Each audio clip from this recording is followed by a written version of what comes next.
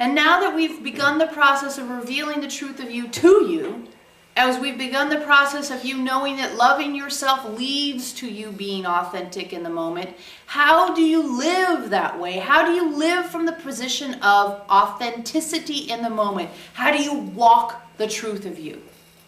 How do you walk the truth of you? One of the major ways that you walk the truth of you is to release the need for there to be result. Release the need for there to be some kind of a finish line. Release the need for there to be some kind of a payoff. You see, part of what you're doing is you want to live as the truth of you, but you expect it to reward you that you've done this thing, that you've had this decision, that you've considered this idea. You're still looking for the gold star, for the diploma, for someone to say good job to you. All right? Well, good fucking job. How's that? Ta-da! There you got it. Now can we let that go for a while, please, and see what it's like to live without that need, without that desire, without that pressure? Because again, that's duality. That pressure that says I'm either there or not. I'm working toward it and then I get it. There's no getting it. There's no finish line. There's no graduation. What it is letting this moment chip away so the truth of you is here. We go back to the example of the marble. And in the marble is the sculpture. And the sculptor is working at letting go of that which is not needed, that which is not part of the truth of you. You carry things that aren't you because that's the nature of this journey. But now is the time not only to scrape across the alternate expressions and pull those truths into you, but to be in the truth of you of this lifetime too. Yes, you've had your heart broken. Yes, you've lost jobs. Yes, you've lost houses. Yes, you've had pain and sorrow and trauma. But is that where you're going to live? Are you going to live in heartache, or are you going to live in high vibration? Are you going to live in what it taught you, or are you going to live in the pain of it? And we say this to people who have been studying this for many years, but the truth is now we're at a deeper level, and that deeper level requires you to say, where am I still carrying the baggage of this lifetime with me? It's all well and good to look at my other expressions and say, I don't want to bring any heartache or baggage from the other expressions. I simply want to cull the high vibrational aspects of those other expressions. But if you're living in a current expression that's full of baggage, it's not going to do you one damn bit of good to add in more high vibration if you can't raise your current vibration up to a level that embraces those new truths. And because we've been doing all these exercises in loving yourself more, and because you're basically purging your cells of places where you haven't loved yourself well, what happens is that it's like a detox of emotion is going on. And so an emotion of hate or emotion of pain or emotion of sadness floats up in you, and you go with it because you're used to letting your emotions have their way. And instead, we ask you to reconsider that choice, because it is a choice. Now, when you're feeling powerfully emotional, it's very, very, very difficult to see that as a choice. However, it is.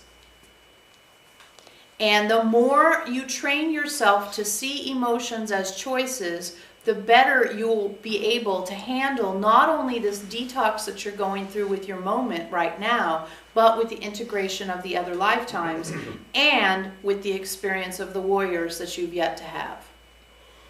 In a sense, we have to mature emotionally before you can attend to the warrior energy. And we imagine you all can see why that's true. Yeah? Okay. So how do you go about maturing emotionally? One of the things that you do is you say, this emotion is a choice. And one of the best ways to practice this is when you're watching TV or watching movies or one of these things that are very, very, very carefully designed to elicit a specific emotion in you. You've got the Olympics going right now. So they've got all these backstories, and they're perfectly crafted to get you emotionally invested in the results the person has while they're competing. And that is fun. We know that's fun to get involved in that. We're not saying don't do it. We're just saying be very careful about the fact that consciously you're being manipulated. And if you consciously recognize, wow, look at how good they are at making me cry. Look at how good they are at plucking my heartstrings. And it's not, oh God, oh, there's the person who had this big thing and they overcame and now here they are and they've won the gold medal. And it's not, don't be emotional. It's recognize that the emotion you're having is an emotion that has many layers to it.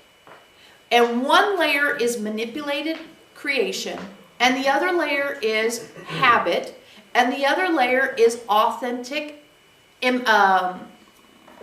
empathy with the person, situation.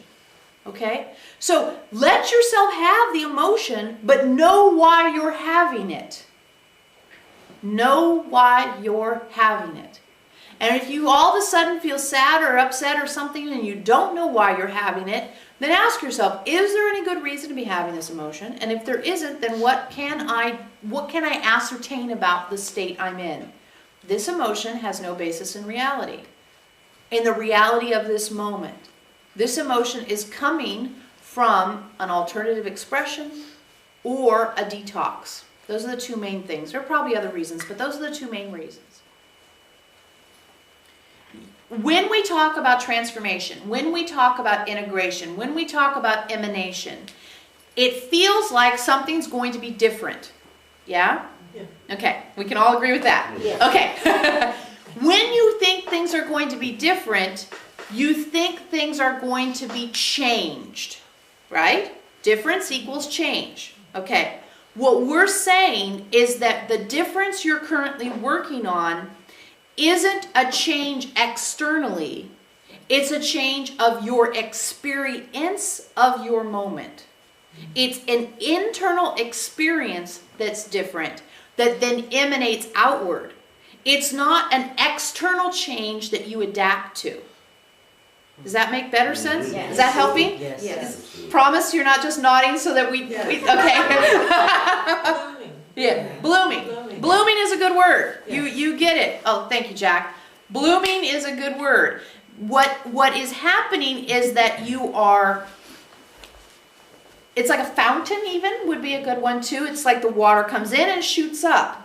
So it's the experience of the water coming in changes your moment, and then it shoots up is a change of your emanation. It's not, oh look, we're in a new fountain now. And that is kind of the energetic we see you guys expecting. Oh, well, I've done all this spiritual work, so my life's going to be different. And you expect your life to come different to you rather than you to be different in your life. And inviting your soul in a graceful way, part of it is being willing to be humble. And humble is, I don't know anything. That's the ultimate humility, right? I don't know anything. And to find that as freedom. It's freedom. I don't know anything is freedom. Because it takes you out of limitation, which is the mind-based perspective, is limiting. When you buy into that, you get freedom. Because you get into the place of, I don't know all that's going on here. So I can open up to more. I can have more than what's going on here. That's the freedom of I don't know anything. The way you get to I don't know, or one of the ways you get to that freedom is by saying, soul, I'd like your insight. Soul, I want to be partnered. Or just a shortcut, I am willing. You can just program yourself that I am willing means I'm willing for my soul's insight to be partner with me in this process. I am willing, I am willing, I am willing, I am willing, I am willing. You know, decide what I am willing means. I am willing to experience more of what is here that my mind would tell me I can't. My survival instinct would tell me I shouldn't. Right? I can't or I shouldn't. Well, I'm willing.